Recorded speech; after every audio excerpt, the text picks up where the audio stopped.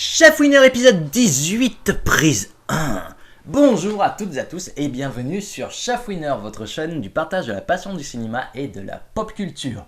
Aujourd'hui, je vais jouer au Chef Winner en vous parlant du film Wounds de Babak Anvari, avec notamment Amy Hammer dans le rôle titre, accompagné par Dakota Johnson.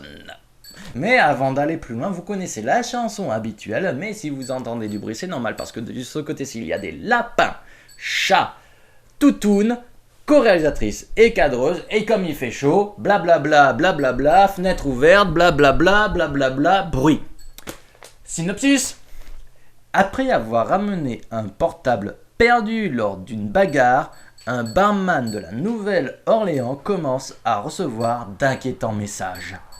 Et avoir sa raison vaciller. Du coup, comment bien vous parler de ce film? Ça va pas être évident parce que comme j'avais pu déjà l'évoquer dans un film précédent, notamment The Butterfly Room, mais avec Wounds, ça va être un petit peu la même. Ça va être 50-50, donc tout va dépendre si vous êtes réceptif ou pas à ce genre de film. Mais donc, qu'ai-je pu bien en penser? Alors, tout commence donc en Nouvelle-Orléans, on va suivre un barman du nom de Eric. Non, du nom de Will. Eric, c'est le gars bourré qui arrive ensuite. Eric est un petit peu éméché. Pour autant, Will va quand même le servir. Et il va s'en suivre une bagarre. Parce que Eric, il est bien. Il va quand même se prendre un tesson de bouteille dans la figure. Bon, au passage, il y avait aussi des petits jeunes de moins de 21 ans qui l'a quand même servi. Et les petits jeunes, lorsqu'ils comprennent qu'il y a eu un couac et que les flics ont été appelés, ils se barrent en courant, normal. Et dans leur fuite, ils oublient un téléphone. J'aurais pu le faire plus dramatique, genre, reportage CVL. Et dans leur fuite, ils oublient un téléphone. C'est alors que Will le ramasse. De coup, il essaye de découvrir qui a pu le perdre. Utilisant le petit code, il communique avec l'un des jeunes qui est pris de terreur et lui demande de l'aide. Will, n'y croyant pas, l'envoie bouler. Il l'envoie donc bouler et dit « Bon, si vous voulez votre téléphone, il est à mon bar. » Bon, c'est là que entre en scène sa copine, qui est incarnée par Dakota Johnson, Carrie, qui voit le téléphone et qui fait « Ah, il a qui le téléphone, tout ça. Il y a des jeunes qui l'ont perdu, blablabla. Ah, tu me le passes, je vais trouver à qui il est. Ah non, tu vas pas faire ça. Ils envoient des messages chelous, tout ça. Ah, tu me fais pas confiance, c'est ça? T'es sûr de discuter que c'est des jeunes qui l'ont perdu? C'est une fille, c'est ça? Blablabla. Enfin, on comprend assez rapidement que le couple, il est pas net, qu'il y a une certaine tension dans le couple. Et étrangement, les acteurs, ils font bien ressortir cette tension, parce que les acteurs n'ont pas de charisme et il n'y a pas de réel affect avec eux. Et ces événements du quotidien un peu dramatiques, il n'y a pas de réel impact émotionnel quant à ceci. On est spectateur vraiment de la descente aux enfers au fur et à mesure de Will, au fur et à mesure que l'histoire va avancer, au fur et à mesure que des messages vont tomber et que l'horreur va commencer à frapper son quotidien. Des messages de plus en plus sordides, où il va découvrir ensuite en fouillant dans le téléphone des têtes coupées, des trucs vraiment glauques. Il va tenter de mener son enquête, mais le problème c'est que en faisant ça, il a peut-être ouvert, comme on peut dire, une sorte de boîte de Pandore, quelque chose, la curiosité sur le coup a été un vilain défaut. Et ça ne va vraiment pas réussir également à sa vie de couple. Déjà qu'on sentait que c'était pas vraiment Jojo la joie, le monsieur il est quand même un petit peu chaud lapin sur les bords.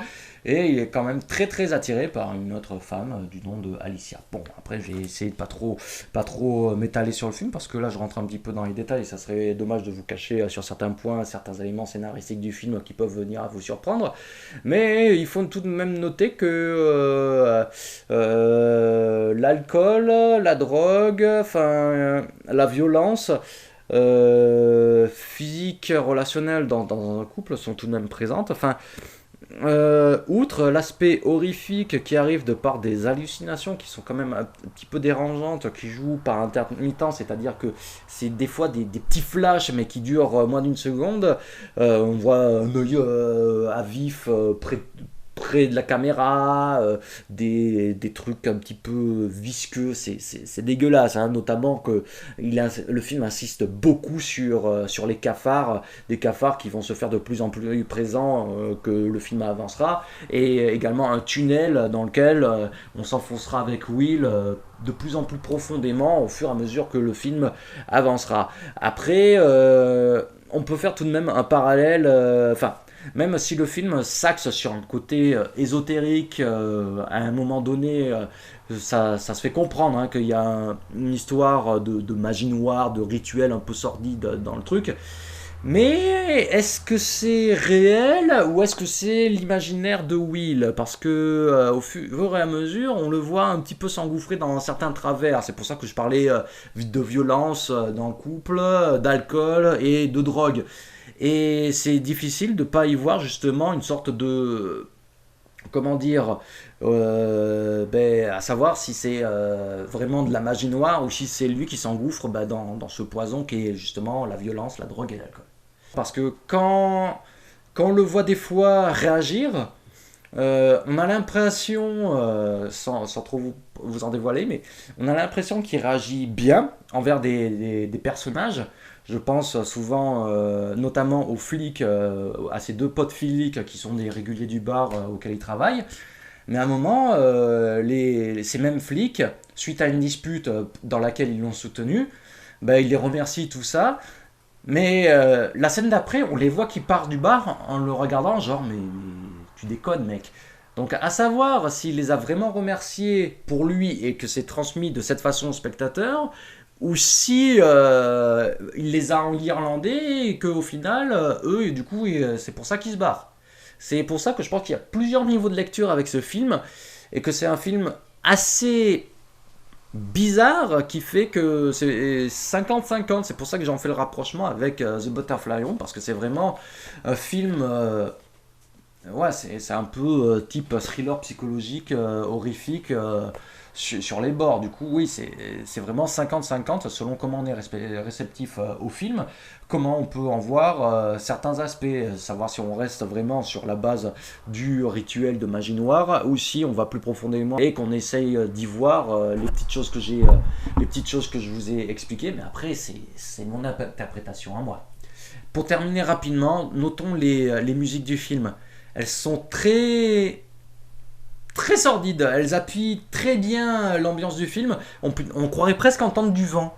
Mais vraiment, le vent, quand on n'est pas serein, enfourré ou ce genre de choses, c'est vraiment de très bonne musique qui aide à appuyer l'ambiance sordide, un petit peu malaisante du film et du fait et qui renforce aussi le côté, on est spectateur d'une sorte d'horreur, hein, d'horreur de la réalité ou d'horreur plus mystique.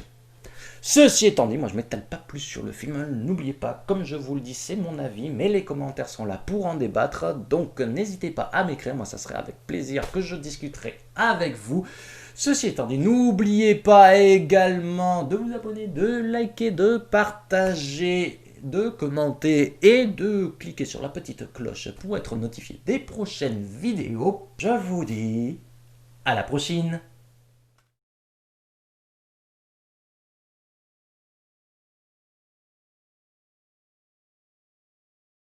Mais avant d'aller plus loin, vous connaissez Mais avant d'aller... Mais avant d'aller... On craque pas.